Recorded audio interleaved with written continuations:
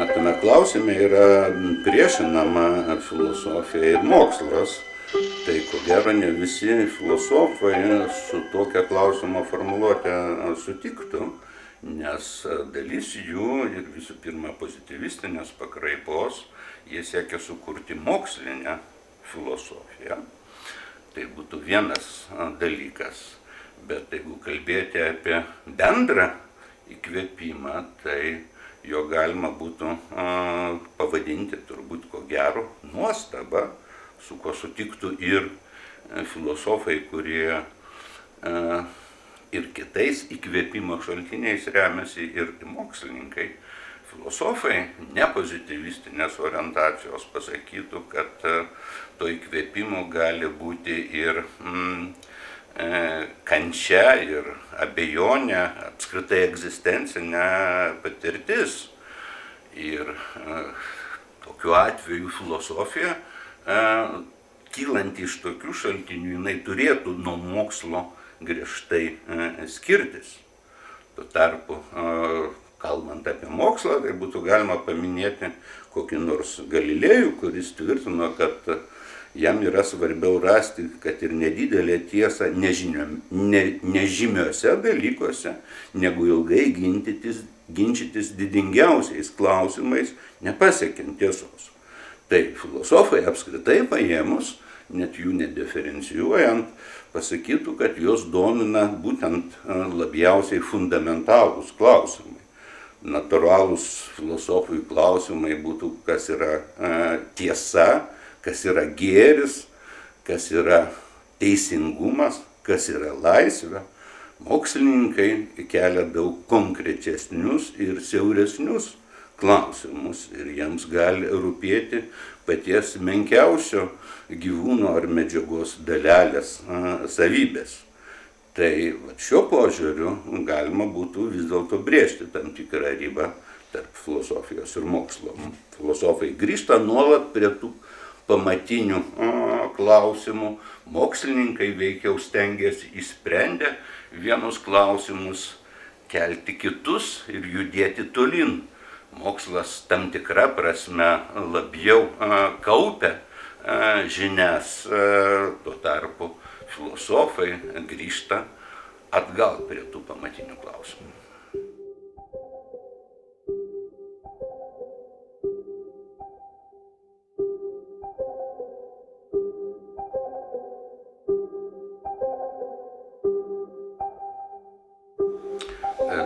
Visų pirma, aš pasakyčiau, kad filosofus taip pat domina pažangos sąvoka. Bet jie tą klausimą kelia, ko gero, dažniausiai bendriau, nors mokslo filosofus domina taip pat ir mokslo pažangos sąvoka. Bet, pavyzdžiui, kas yra socialinė pažanga, tai yra vienas iš pagrindinių, sakyčiau, socialinės ir politinės filosofijos klausimų. Bet kadangi filosofai kelia tų klausimų apskritai paėmus mažiau ir labiau pamatinių, tai jiems natūralu grįžti prie to, ką žymieji filosofai apie juos galvojo ir nebūtinai tuo pačiu aspektu į juos žiūrėti, bet reikia atsižvelgti į juos. Tai filosofijos istorija daug labiau domina negu kokia nors fizika ar chemija, fizikos ar chemijos, sakykime, istorija, bet, žvelgiant iš šiuolaikinės mokslo filosofijos pozicijų, tai mokslo paties pažanga, specialiųjų mokslo, aš turiu galvoj skirtingai nuo filosofijos pažanga, irgi yra ganėtinai problematiškas dalykas. Galima kalbėti apie tokią technologinę, sakykime, pažangą, bet jeigu mes kalbame apie bendrą pasaulio vaizdą, tai mokslo filosofai, tokie, sakykime, kaip Tomas Kunas, pasakytų, kad skirtingos mokslinės teorijos, ypač tokios fundamentinės, bet fizikos, tarkime, prasme, tai yra skirtingi žiūros į pasaulio būdai ir todėl, sakykime, Niutono fizika ir Einšteino fizika, ar tarkime, mes 18 amžiaus ir 21 amžiaus fizika negali būti vertinamos vien tik tais pažangos terminais, nors sugeba daugiau empirinių klausimų atsakyti, kai kurie atsakymai juos yra tikslesni, bet tas pats pasaulio įprasminimas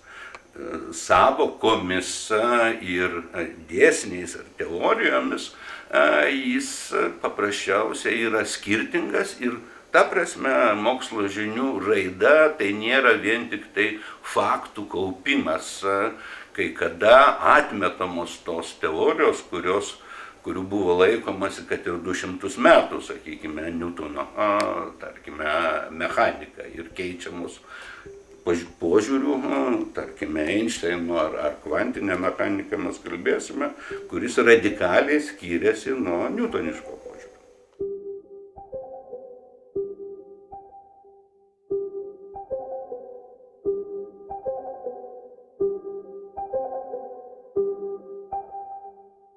Na, jeigu aš neklystu, tai šventas Augustinas sakė, kad reikia mylėti savo pažinimo objektą. Bet tai galima interpretuoti žodžiu domėtis, tai tikrai yra svarbu, mano supratimu, visiems tyrinėtojams. Bet šventas Augustinas buvo filosofas ir teologas. Ir svarbiausi objektai jam buvo Dievas ir žmogus. Ir tai jis turėjo galvoje, kad juos reikia mylėti. Dabar, jeigu mes kalbėsime apie specialiųjų mokslų atstovus, tai čia jų pozicija šiek tiek skirsis. Mano manimu, gamtos plačiaja prasme, tai yra fizikinių, biomedicinių ir technologijos mokslo atstovai iš esmės vadovaujasi praktiškai be išlygų tą fundamentalę pozitivistinės filosofijos idėją, kad reikia skirti faktinius teiginius, faktus aprašančius teiginius nuo vertinamųjų teiginių arba faktus nuo vertybių. Ir ta prasme būtent tyrinėti savo objektus, neužimant vertybinės orientacijos, etikos, sakykime, ar moralės prasme.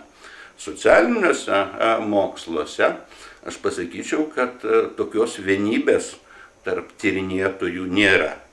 Tai yra nemažai dalis laikosi to paties faktų ir vertybių atskiros principo ar perskyros principo, bet ir koks nors, sakykime, Weberis, kalbant ne vien tik tai apie pozitivistus, ypatingai jų reikšmę pabrėžia, kalbėdamas apie tai, kad galima tirti žmonių vertybės, bet tas vertybės tyrintis tyrinėtojas, jis turi užimti neutralią poziciją tų vertybių atžvilgių.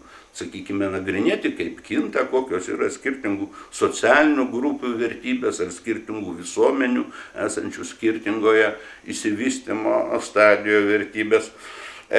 Bet dalis socialinių ir ypač, manau, humanitarinių mokslo atstovų, jie tos griežtos perskyros nepriima ir mano, kad jos priėmimas faktiškai prieštarauja tam galutiniam tikslui, kurį savo turėtų kelti socialinių mokslo atstovai. Nes jeigu gamtos mokslo atstovai plačiaja prasme, jie kelia savo tikslą kaip vieną iš galimų sukurti daiktus ir technologijas, kuriais būtų naudingi žmonėms, tai socialinių mokslo atstovai pasakytų, kad vienas iš jų svarbių tikslų yra sukurti tokią pasaulio tvarką, tai yra tam tikras taisyklės valstybių ir kitų tarptautinių veikėjų elgesio, tam tikras institucijas, tokias kaip galios pusiausvyra ar organizacijas, kaip Jungtinės tautos ar tarptautinė pasaulinė prekybos organizacija, o ne vien tik tai aprašyti, koks tas socialinis pasaulis yra, nes jame yra daug neteisybės, daug neteisingumo, daug problemų, kurias reikia išspręsti. Ir būtent todėl tas socialinis teoretikas, jis pasakytų, toks žmogus, ne tiek tyrinėtojas, o socialinis teoretikas, jis turi turėti vertybinę orientaciją, tai yra, jis turi žinoti, kokiu jis pasaulį nori matyti. Ar tai būtų visuomenė vienos valstybės ribose, ar tai būtų pasaulio tvarka, kaip valstybių santykių ir jų tų santykių taisyklių visuma.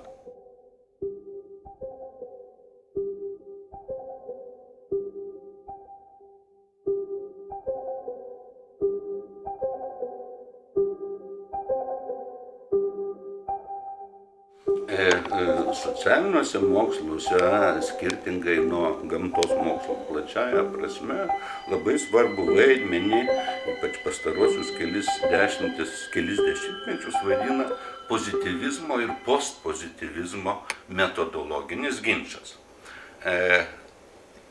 Jeigu, sakykime, politologas tyria rinkėjų elgesį, tai kokie veiksniai daro įtakos tam, už kokias partijas jie balsuoja, kaip keičiasi tasai elgesys, tai jie gali ir iš tikrųjų labai dažnai remiasi iš esmės grinai pozityvistinė metodologija, tai yra keldami hipotezes ir jas empiriškai tikrindami ir svarbiausia remdamiesi tuo pamatiniu pozityvizmo principu, kad faktiniai teiginiai, kuriais jie aprašo, jie gali turėti ir teorinį pobūdį, kuriais jie aprašo tą rinkėjų politinį elgesį, turi būti griežtai skiriami nuo vertinamųjų teiginių. Jie nevertina tą elgesį, o jie aprašo ir bando nustatyti to elgesio dėsningumus. Bet kokie nors kritinės teorijos ar postmodernizmo atstovai, o čia šiuo atveju jie užima panašią poziciją kaip Gadameris, nors jis nei viena iš tų mokyklų nepriklausė, ir pozicija skirtinga nuo Weberio, vieno turbūt žymiausių 20-ojo amžiaus socialinių mokslo atstovų, galbūt visų pirma sociologų. Tai tokie teoretikai, jie mano, kad neužtenka konstatuoti faktinę dalykų padėtį, nes ta faktinė dalykų padėtis gali būti bloga, jinai nesuderinama su teisingumo, sakykime, principais. Visuomenėje gali būti ribojamos žmonių laisvės ir teisės, nebūti lygybės tam tikrose srityse, o jiems tie tikslai yra labai svarbus ir todėl jiems rūpi, kaip galima tuos tikslus pasiekti arba bent jau prie tų tikslų priartėti.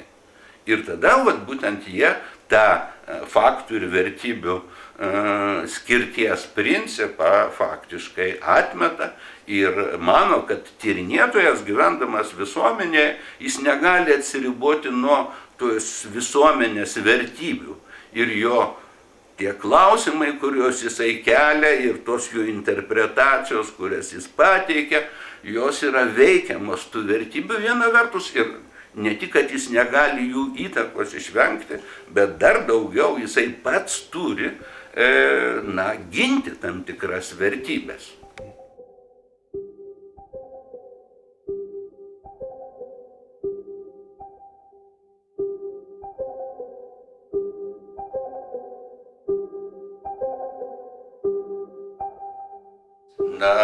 Pati universiteto idėja, Vilniaus universitetas yra senas, bet neseniausias pasaulio universitetas, jį faktiškai išreiškia tai, kad siekiama tų fakultetų bendradarbiavimo ir kad tai yra bendra universiteto visuomenė, kurios nariai turėtų mažiausiai bendrauti.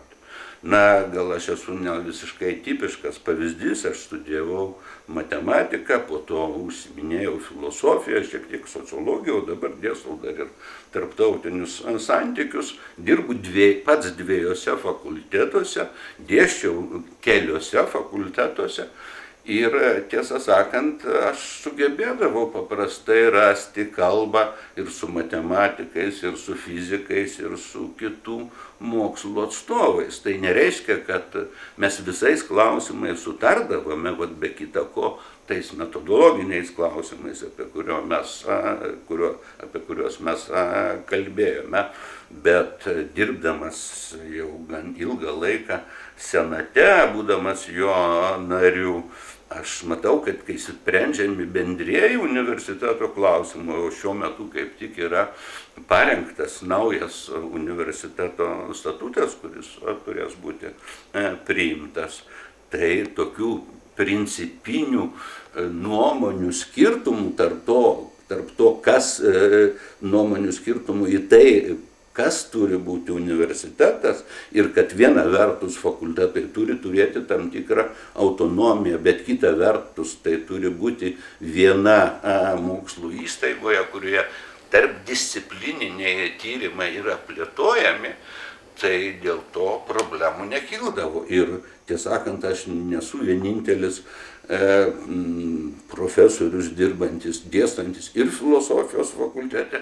ir tarptautinių santykių, ir politikos institute. Ir nejaučiu diskomforto, nors problemos, kurias aš nagrinėjau, sakykime, politinės filosofijos kurse, kurį aš skaitau filosofijos fakultete filosofams, ir tos problemos, kurias aš nagrinėjau dėstydamas tarptautinių santykių teorijos kursą politologams, jos tarsi ir skiriasi. Bet aš matau pakankamai glaudų ryšį ne tik tai tarp dėstytojų dabar Vilniaus universitete skirtingose fakultetuose dirbančių, bet ir matau tai, kad filosofija, konkrečiai politinė filosofija, padarė didelę įtaką pagrindiniams tarptautinių santykių teorijoms, tokiams kaip realizmas ar, sakykime, liberalizmas. Tai čia aš viena vertus galima kalbėti ir dažnai tas klausimas svarstomas, ir kai aš daugiau dėmesio skiriau mokslo filosofijos problematikai, tai tas klausimas apie filosofijos ir specialiųjų mokslų santykį nuolat iškildavo, bet daugiau pradėjęs būtent tokį specialųjį mokslą kaip politologiją dėstyti, aš matau, kad vis dėlto mokslas ne tik tai universitete, o kaip globalinis ir senas šaknis turintis reiškinys, jis pasižymė, nepaisant kai kurių problemų ir skirtumų, pakankamai didelę vienovę. Aš čia galėčiau dar pridėti tai, kad, sakykime, kokiais nors Aristotelio laikais, tas vardas buvo paminėtas, fizika ir matematika tai buvo teorinės filosofijos skyriai. Ir tiesą sakant, tos Egipto, Babilono matematinių ir astronominių žinių fragmentai buvo integruoti į filosofiją, būtent remiantis Aristotelio to dedukcinio įrodymo pagrindimo idėją ir iš algoritmų, kurios dažniausiai tos žinios turėjo senovės rytuose, jie įgavo teorinę formą. Tai ta prasme filosofija nuo seno darė didelę įtaką ir toms disciplinoms, kurios, sakykime, nuo kokio 17 amžiaus, kaip fizika ir matematika, iš esmės tapo savarankiškomis disciplinomis.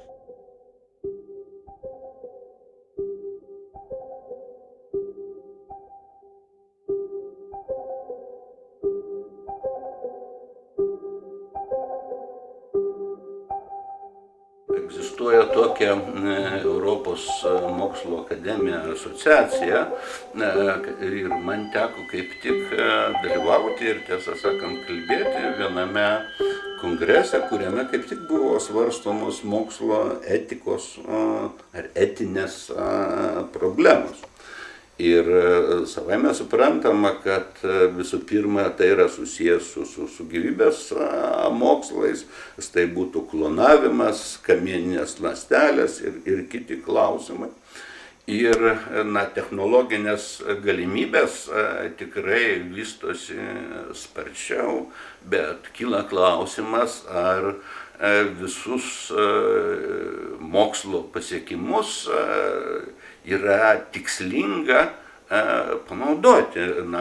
Branduolinę energiją galima naudoti taip pat ir atominės ar termobranduolinės bombos pavidalu, bet ar tai yra geriausias mokslo rezultatų pritaikymo būdas?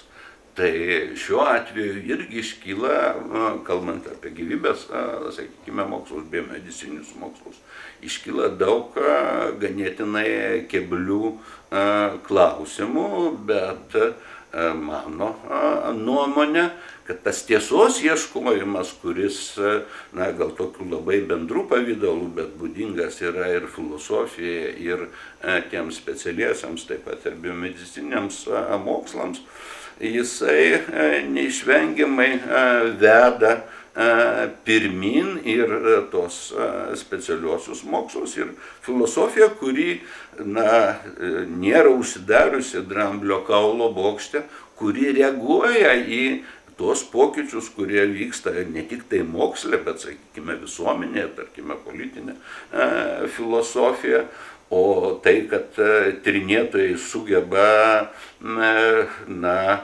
padaryti tai, apie ką filosofai iki šiol negalvojo, tai yra visiškai natūralus dalykas. Tam prasme, Hėgelis kadaise sakė, kad filosofija yra tarsi Minervos pelėda, kuri išskrenda sutemose, bet aš net galiu pasakyti, kad kai kada patys mokslininkai nepakankamai suvokia savo padarytų atradimų reikšmę. Sakykime, XIX amžiuje buvo sukurtos neuklidinės geometrijos, kurios radikaliai iš esmės reikalavo keisti požiūrį į matematikos prigimtį ir matematikos pagrindus, bet aiškiau tai buvo faktiškai įsisąmoninta tik tai XIX-XX amžiaus pabaigoje. Taip kad šita situacija man neatrodo nei keista, nei stebinanti.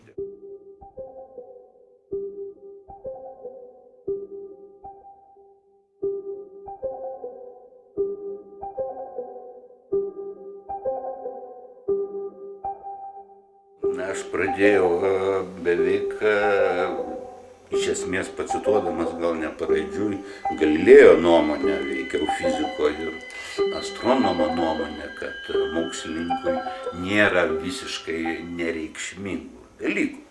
Bet jeigu grįžtumėme mes, sakykime, prie sociologijos, tai pirmą aš konstatuočiau, kad sociologija nuo filosofijos atsiskyrė daug vėliau negu kokia nors matematika ir fizika, ne 17 amžiuje, o 19 amžiuje.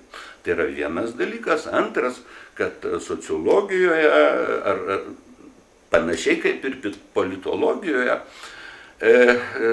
egzistuoja nuomonių skirtumas dėl to, koks yra, sakykime, socialinės filosofijos ir sociologijos kaip mokslo santykis. Taip kaip ir politologija, tai be kita ko ir Jokubaitį domina, koks yra santykis tarp politinės filosofijos ir politikos mokslo. Aš net pasakysiu daugiau. Yra ir trečia kategorija teoretikų, kurie mėgsta vartoti socialinę teoriją. Ir taip yra būtent dažniausiai tie, kurie nelinkę tvirtinti, kad reikia griežtai skirti politinę filosofiją ir politikos mokslą. Griežčiausia prasme, politikos mokslas nagrinėja politikos dalyvių, sakykime, elgesių, jų elgesio reguliarumus, o politinė filosofija būtent kelia fundamentalius klausimus apie teisingumą, laisvę, lygybę. Ir tokiu būdu svarsto tiesiogiai ar netiesiogiai, kokia ta visuomenė turi būti. Ne tai, kokia jinai čia ir dabar yra ir kaip balsuoja lietuviai, tarkime, ar kokie nors prancūzai, bet ko derėtų siekti, sakykime, siekiant, kad visuomenė būtų laisva ir joje būtų daugiau teisingumo. Tai čia vienareikšmiško atsakymo būtent į šitą klausimą turbūt negalima būtų pateikti, nes visose socialiniuose moksluose, įskaitant politologiją, yra įvairių orientacijų tyrinėtojų ir skirtingomis metodologinėmis nuostatomis besivadovaujančių žmonių.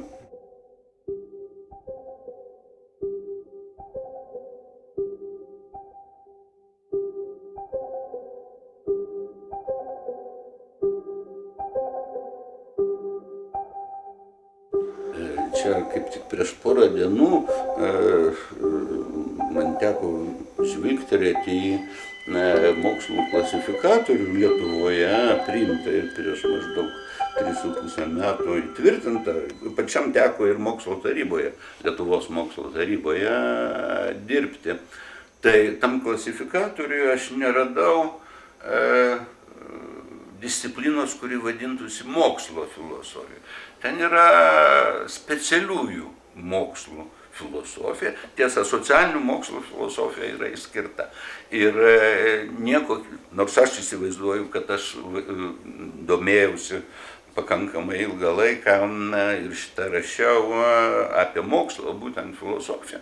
Bet ta mokslo filosofija, kuri ypač pozitivistinėje filosofijoje buvo tyrinėjama, tai jį visų pirma ėmė pavyzdį iš fizikos kaip tokio pavyzdinio mokslo, aiškiai turinčio aiškius empirinius pagrindus, galinčio patikrinti savo keliamas hipotezes, kita vertus plačiai naudojančio matematinį aparatą ir todėl pakankamai tikslaus, pakankamai apibrėžtas savokas turinčio. Tai jeigu mes palygintume, pavyzdžiui, fiziką, tarkime, su socialiniais mokslais ar konkrečiai su politikos mokslais ar mokslu, tai mes neabejotinai aptiktumėme pakankamai daug specifinių socialinių mokslų bruožų ir vienas iš pamatinių būtent yra jau mano minėtas tas, kad fizikai iš esmės vadovaujasi pozitivistinėmis nuostatomis, tuo tarpu ne visi politikos mokslo atstovai tokiomis nuostatomis linkę vadovautis. Kita vertus dėl to, kad visuomenė yra, kaip beveik visi sutinka, pats sudėtingiausias tyrinėjimo objektas, tai tos socialinių mokslų savokos nėra taip tiksliai apibrėžiamos, hipotezės nėra taip tiksliai formuluojamos, jas patikrinti dažnai yra sudėtingiau, todėl kad gamtinio pasaulio objektai, kokius nors paimtumėme, sakykime, atomus ar elektronus, jie yra daug labiau panašus vienas į kitą, negu yra žmonės. Kita vertus, žmonės vadovaujasi savo tikslais, turi savo elgesio motyvus, turi savo vertybės ir idealus, ir todėl vien tik tai jų elgesį tyrinėti, neatsižvelgiant būtent į tas jų specifinės savybės, lyginant su gamtos mokslo tyrimo objektais, ypač negyvosios gamtos objektais. Tai man atrodo, švelniai tariant, neįmanoma ir todėl aš ir sakau, kad viena vertus kai kurios socialinių mokslų klausimus ir kai kurios gan svarbius galima tyrinėti, keliant hipotezes ir jas tikrinant ir nesiremiant kokiomis nors vertybėmis pačiam mokslininkui. Jis turi tam tikras pažintinės vertybės, gali siekti teorijos darnumo, tikslumo, loginės tvarkos ir taip toliau, bet tai vis dėlto truputį skirtingos vertybės nuo tų socialinių vertybių, apie kurias mes paprastai kalbame. Tai vienus klausimus galima tyrinėti taip. Ir neatsižvelgiant iš esmės į tai, kad žmonės turi savo subjektyvumą visais tais aspektais, tuo tarpu kitus liečiančius, ar tai pageidautina visuomenės tvarką, ar pageidautina pasaulio tvarką, turbūt taip tyrinėti negalima. Tik tai Bet tai vat, būtent tokius tyrinėjimus, fizikai, ko gero, vertintų labiau skeptiškai negu rinkėjų elgesio tyrinėjimus, nes čia jau užimamos kitokios metodologinės pozicijos ir kiti tyrinėjimo tikslai yra keliami.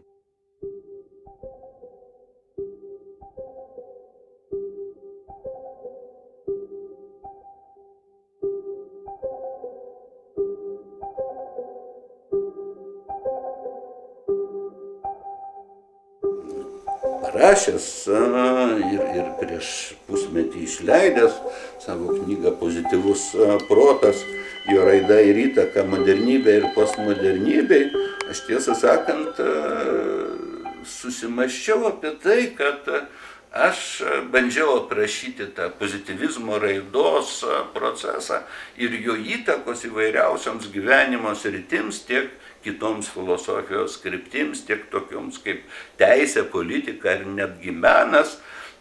Buvau užėmęs tokią, galbūt truputį pozityvistinę poziciją. Tai yra, aš norėjau aprašyti procesą, tarsi žvelgdamas iš išorės į jį.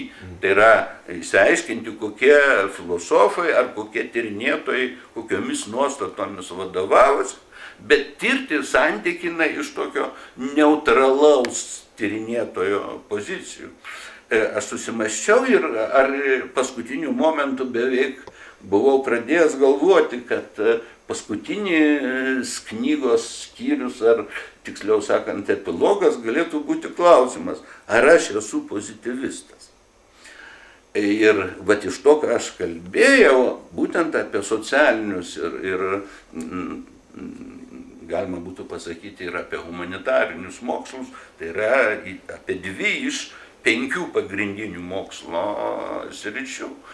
Tai aš, tikrai suvokiau, kad, nesu jokių būdų toks grynas pozityvistas, dar daugiau. Vos tik tai pradėjęs dėstyti, nors aš dėstau nuo tarptautinių santykių ir politikos mokslų įkūrimo jame, bet gal ne vos pradėjus, bet per keletą metų aš supratau, kad tame institute egzistuoja labiau pozityvistinė dvasia negu būdinga man. Tai yra, netgi metodiniuose nurodymuose instituto buvo nurodoma, kad reikia bakalauro ar magistro darbe kelti hipotezes ir juos empiriškai tikrinti. Tai man atrodo, toli gražu nėra vienintelis socialinių ar konkrečiai politikos mokslo uždavinys. Ir klausimas apie pasaulio tvarką ar valstybės tvarką, apie tos kryptis, kuriomis jai derėtų vystytis arba prie kurių vystymosi galėtų prisidėti, taip pat ir tyrinėtojai, besireiškiantis viešojoje, sakykime, erdvėje, besikalbantis su politiniais vadovais, teko bendrauti ir su prezidentais ir kitais politikos proceso dalyviais, neišvengiamai tu duodi tam tikras ir rekomendacijas. Tai, sakykime, fizikas griežtai tariant, jis rekomendacijų neduoda socialiniais klausimais, o socialinių mokslų atstovų, mano suprantimu, viena iš svarbių misijos dalių yra būtent daryti poveikį tiek politiniam elitui, tiek visai visuomeniai. Ir jeigu mes konstatuojame, kad deja Lietuva nėra pati demokratiškiausia šalis, joje trūksta teisingumo ir kai kuriais atžvilgiais lygybės, tai mes užimame aktyvią poziciją tos visuomenės ir viso pasaulio raidos klausimais ir mes neturėtumėme nusišalinti nuo savo nuomonės tais klausimais reiškimo. O ta nuomonė kai kuriais, bent jau atvejais, dažniausiai yra susijusi su tam tikromis mūsų žiniomis, tarkime, dėstytojų ir tyrinėtojų, kurios gali būti kai kuriais klausimais gilesnės negu, tarkime, eilinio rinkėjo, tarkime, žinios.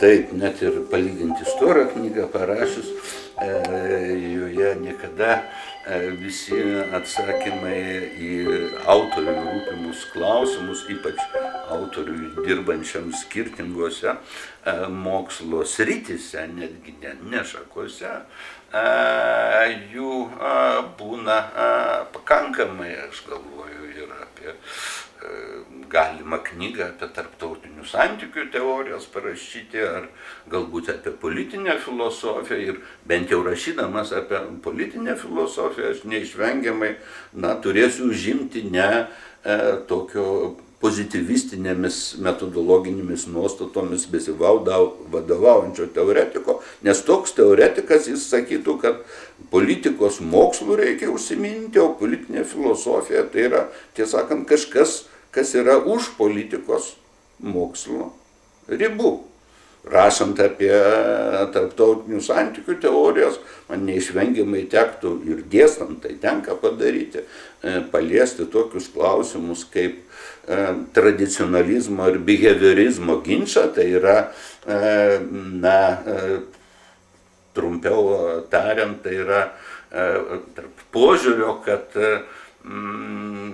politinių procesų tyrinėtojai neturi vengti klausimų, kurie susiję su moralinėmis, sakykime, dilemomis, tarkime, su jėgos, karinės jėgos panaudojimu, pavyzdžiui, žmogaus teisėms ginti, kas buvo daroma 1999 metais, bombarduojant Belgradą dėl Kosovo albanų teisių pažeidimų.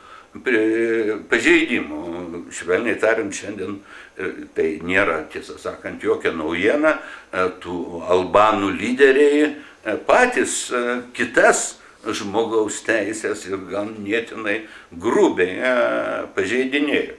Aš turėsiu rašyti apie pozityvizmo ir postpozityvizmo ginčą, nes koks nors neorealizmas ar neoliberalizmas kaip tarptautinių santykių teorijos, jos laikosi iš esmės pozityvistinių nuostatų, o tuo tarpu kokia nors kritinė teorija ir postmodernizmas visiškai sąmoningai tas nuostatas, įskaitant faktų ir vertybių perskyros nuostatą atmeta. Taip kad, kaip atsakyti, koks yra mano paties atsakymas į šitos klausimus, tai tikrai aš šiuo momentu iki galo nežinau ir mane domina ir daugelis kitų dalykų susiję truputį su mano ta intelektualinė biografija, su domėjimusi daugeliu disciplinų, jų studijavimu ar darbu, dėstymu tų dalykų. Ir kol kas tikrai nesiskundžiu tuo, kad man mažai kas jau yra įdomu. Aš čia prisimenu situaciją maždaug XIX amžiaus pradžioje fizikoje. Domintis mokslo filosofija, man teko šiek tiek domėtis ir mokslo istorija. Ir vienas garbus fizikos profesorius savo gabiam labai studentui, kuris pareiškė norą studijuoti, pasakytumėme, doktorantūroje, jis sako, ką jūs, fizikoje jau beveik viskas ištirta. Tai kai mes žiūrime į, tai veikiau buvo apie 20 amžiaus turbūt pradžią, aš atsiprašau, tiksliai metų negaliu fiksuoti, bet kai mes žiūrime į 100 metų perspektyvas, mes suvokiame, kokią daugybę svarbių labai klausimų, svarbių šiuo atveju ne socialinių požiūrių, o pasaulio įvaldymo, technologijų plėtojimo požiūriu buvo tuo metu, net apie jos nebuvo galvoję.